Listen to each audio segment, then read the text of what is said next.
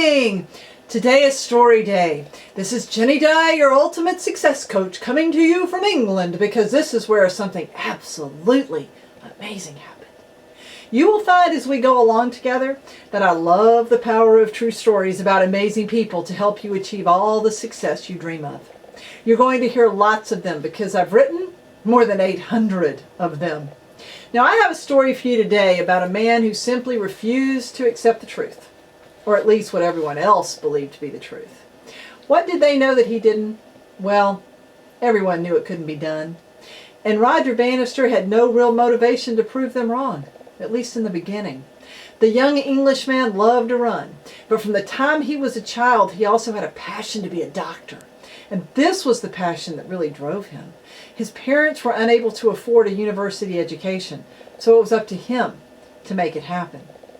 Well, he knew early on that to achieve his dream of being a doctor, he would have to be exceptional, so he set about being exceptional. His studies were the most important thing to him, but that didn't mean he couldn't improve his track skills by running back and forth from school. Well, while he was on his way to earning a scholarship from Oxford University, he was also gaining a name for himself as a runner. But everyone knew one thing was simply true. It is physically impossible for a human being to run a mile in under 4 minutes. Well, this statement was the accepted wisdom of the time during the late 1940s and early 1950s. Runners tried but failed, proving the words of athletes and medical doctors, cementing a belief in runners' minds that running a mile in under 4 minutes simply couldn't be done. Well, Roger didn't set out to prove them wrong. He simply loved to run, and he was fast. He was also learning a lot about the human body in his medical studies at Oxford. And the more he learned, the more he began to doubt the truth. The day arrived when he was firmly convinced it was possible for a human being to run the mile in under 4 minutes. And his decision to be that person was formed by a humiliating defeat in the 1952 Olympics. In order to redeem himself, he decided to break the world's record for the mile. No one believed he could do it. And adding to his challenge was the fact he was now a full-time medical student, and he could devote only 45 minutes a day to training. Well, people scoffed at the idea he could accomplish such a wild goal, but Roger believed that slow and steady training would allow him to break the record.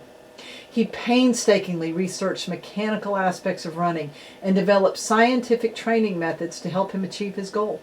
His opportunity came 2 years later on a blustery day with 25-mile-per-hour gust of wind to hamper his efforts. Well, to say the least, it didn't look promising. So what? He had trained, he was ready, he believed it could be done. So he simply went out and he did it.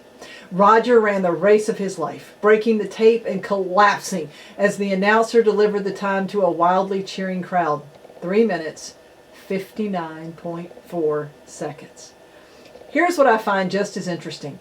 Within 2 months, his record had been broken by John Landy, proving the 4-minute mile was as much a psychological barrier as it was a physical barrier. As the years have passed, the mile has been run in shorter and shorter times, but it was Roger Bannister who proved the body was capable of far more than people believed.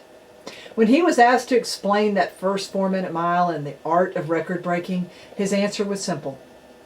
It's the ability to take more out of yourself than you've got.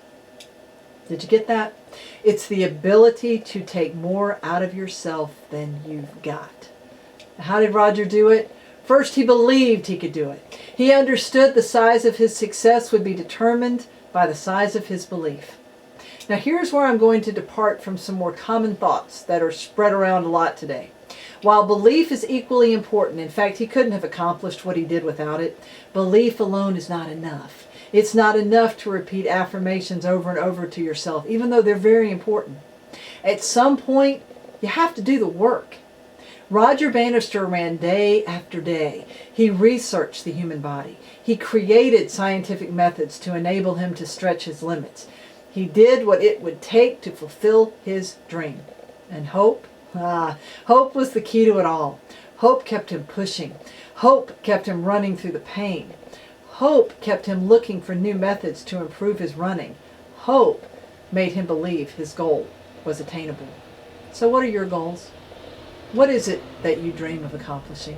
Believe it can be done. Then do the work. Apply yourself to success. Apply yourself to excellence. Figure out what it's going to take and then go do it. And let hope carry you beyond every barrier and obstacle. You may have no interest in breaking a world record, but I know you have an interest in creating your own success, or you wouldn't be listening to me right now. Give yourself the ability to take more out of yourself than you've got. I believe you can do it. See you in a couple of days from, I'm not going to tell you. I'll see you soon.